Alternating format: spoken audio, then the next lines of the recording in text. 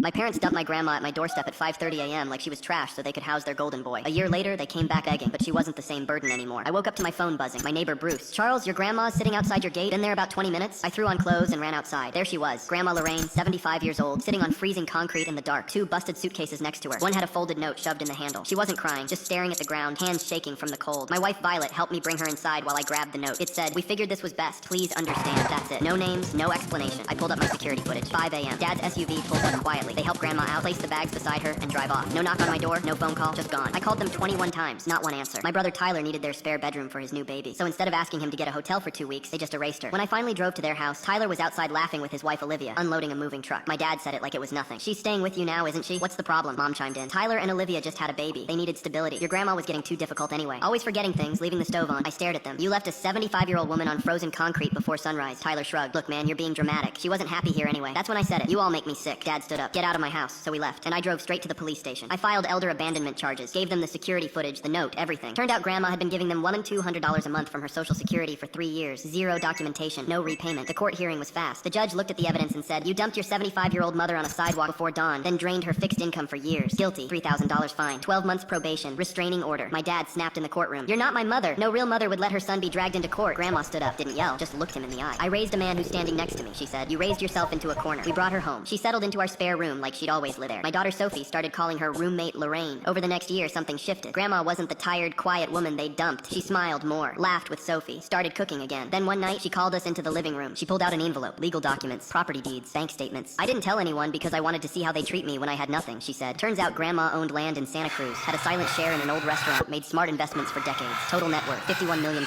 all under her maiden name. My dad never knew. She handed us another set of papers. You two used to joke about opening a beach resort. You now own a 50-room property in Monterey. It's yours." We just sat there, speechless. "I don't want praise," she said quietly. "I just wanted to see who loved me when I thought I had nothing." We didn't quit our jobs, didn't make announcements. We kept it quiet, just like she did. Then one Saturday morning, exactly 1 year after they dumped her, the doorbell rang. My mom, holding a pie. Behind her, Dad and Tyler, all dressed up like they were going to church. Tyler was even wearing slacks. "We've been thinking about you," Mom said, forcing a smile. "About Lorraine. We miss our family." Dad jumped in. "Things were tense before. Everyone said things they regret." Tyler held up a photo album. "We brought pictures. Thought Grandma might want to see the baby again." Grandma stepped forward. Then she smiled, slow and sharp. "You didn't care when I was freezing on a sidewalk," she said. "But now you want to reconnect?" Nobody spoke. She nodded. "You can keep the pie. But the door stays closed." I shut it. Firm. Clean. Done. 2 weeks later, Tyler tried challenging Grandma's mental capacity in court. Said she wasn't fit to make financial decisions. We sent over APS records, medical notes, and the updated will she'd signed under legal supervision. Case thrown out in 5 days. Last I heard, Tyler's living in some studio apartment. My parents moved 2 towns over. Quiet. Low profile. Nobody in their church forgot what they did. Grandma's still with us. Still makes pancakes too thin and coffee too strong. Last week she handed me a sealed envelope. "Open it when I'm gone," she said. "Not before." I nodded. "The truth is, we already got everything that matters. Turns out when you treat people like trash, you don't get to dig through their estate later. And the ones who loved her when she had nothing, we got everything."